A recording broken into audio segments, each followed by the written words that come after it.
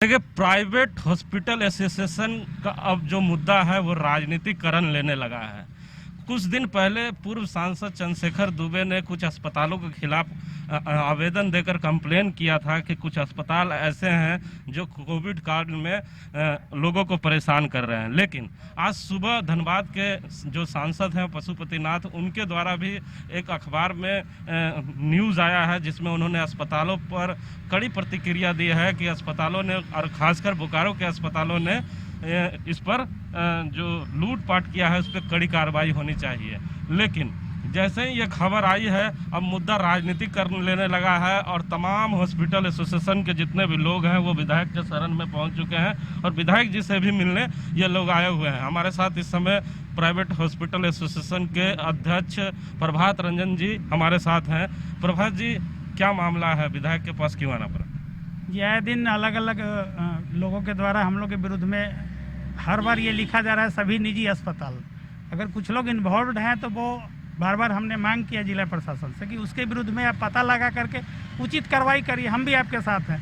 लेकिन बार बार ये लिखना कि सभी निजी अस्पताल, इसमें हम लोग अब बहुत शर्मिंदगी महसूस कर रहे हैं और आए दिन हम लोग चौक चौराहे पे हम लोग को बड़ा जलील टाइप का हम लोग के साथ बिहेव किया जा रहा है और हम लोग बहुत इस तरह की स्थिति में हम लोग कैसे काम कर पाएंगे, अस्पताल क्या चलाएंगे जब हम लोग मेंटली खुद डिप्रेस्ड रहेंगे।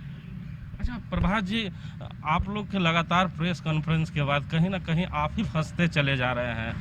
दो बड़े मुद्दे जो आपके प्रेस कॉन्फ्रेंस के बाद उठे हैं, एक ड्रग एसोसिएशन का उठा कि आप लोगों ने दवाई के मुद्दे पे उनके बारे में कहा कि 300 की दवाइयाँ 300 में बेच रहे हैं। लेकिन एक बड़ा मुद्दा है जो अभी आरजेडी के विधानसभा प्रत्याशी थे, पूर्व प्रत्याशी अवधेश सिंह यादव, जो पटना से अभी बोकारो के लिए चले हैं, उन्होंने टेलीफोन लाइन पे मुझे अभी सूचना दी है कि प्राइवेट हॉस्पिटल एसोसिएशन ने जो प्रेस कॉन्फ्रेंस किया है उसमें एक बात उनके सचिव ने कहा है कि लालू यादव चिट्ठी लिखकर प्राइवेट हॉस्पिटल से चंदा लिया करते थे। अगर प्राइवेट हॉस्पिटल ने 12 घंटा के अंदर ये प्रूव नहीं किया कि लालू यादव ने किन किन अस्पतालों से चंदा लिया है या रसीद दिया है, तो मैं बोकारो आते के साथ प्रेस कॉन्फ्रेंस भी करूंगा और उन पर मानहानि का दावा भी करूंगा। इसे कैसे लेते हैं आप? ये एक बहुत पुराने उदाहरण के रूप में उन्होंने दिया कि 20 साल पहले ऐसा हुआ, सुना जाता था। ये कुछ ऑथेंटिक तरह का नहीं बोले कि वो लालू यादव, हम लोग उनका एक उदाहरण मैंने सुना जाता था ऐसा। ये 20 साल पहले 30 साल पहले इस तरह की बातों को उनको उसी चीज़ को उन्होंने उस तरह का उदाहरण स्वरूप दिया कि पहले लोग ऐसे सुनते थे और आज बोकारो में कुछ लोग ऐसे करना शुरू कर दिए। उसमें उनका उन पे हम लोग आरोप नहीं कर रहे हैं और ये सारे लोग राजद वाले, ये लोग हम लोग उन्हीं का जनता है। हम लोग कोई पॉलिटिकल पार्टी से नहीं है, हम लोग ये नॉन पॉलिटिकल ऑर्गेनाइजेशन हो सकते हैं। हम लोग अस्पताल वाले सभी लोगों के लिए, यहाँ के जनता के लिए, यहाँ के जितने भी नेता हैं, उनका आदेश हम लोग के सर आंखों पे। अच्छा, सांसद का जो बयान आया है उसमें साफ तौर पे सांसद ने कहा है कि अपना दोष राजनीतिक पार्टियों पे लगा रहे हैं। तो क्या आप जो इशारा कर रहे थे वो भारतीय जनता पार्टी की तरफ था?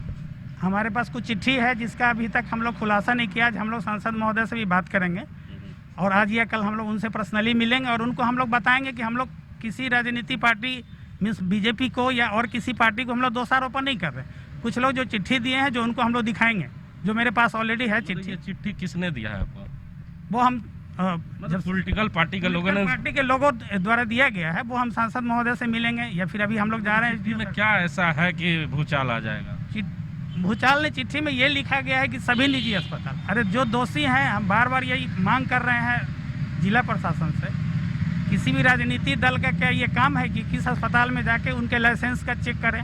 ऐसा तो है नहीं। और यहाँ के जितने अस्पताल वाले यहीं की जनता है, वो यहीं के एमपी, यहीं के एमएलए और यहाँ के जितने सारे दल के लोग हैं, उन्हीं के लोग हैं वो लोग। मतलब पॉलिटिकल पार्टी के लोग अब आपके अस्पतालों में जाके आपके लाइसेंस चेक कर रहे हैं? हाँ, कुछ लोग ऐसा कर रहे हैं। उसी के बदले में हमने ये बयान दिया है कि ये उचित नहीं है। ये जिला प्रशासन का काम है और एसडीओ सर, सीएस सर और डीसी सर, ये लोग सफिशिएंट हैं और वो लोग कर रहे हैं। इसके विरुद्ध में जो भी कुछ कार्रवाई हो सकता है कर रहे हैं।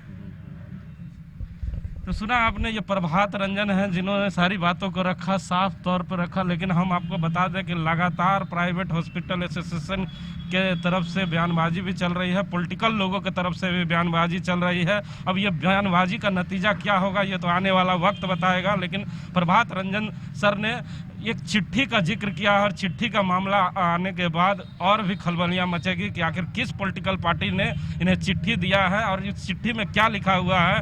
प्रभात रंजन सर कह रहे हैं कि कल या परसों उस चिट्ठी का खुलासा करेंगे। तो इस चिट्ठी के खुलासे के बाद राजनीतिक क्या रंग लेगा ये भी हम आपको बताएंगे। कैमरामैन देवेंद्र के साथ जीपी हिमांशु, विधायक आवास।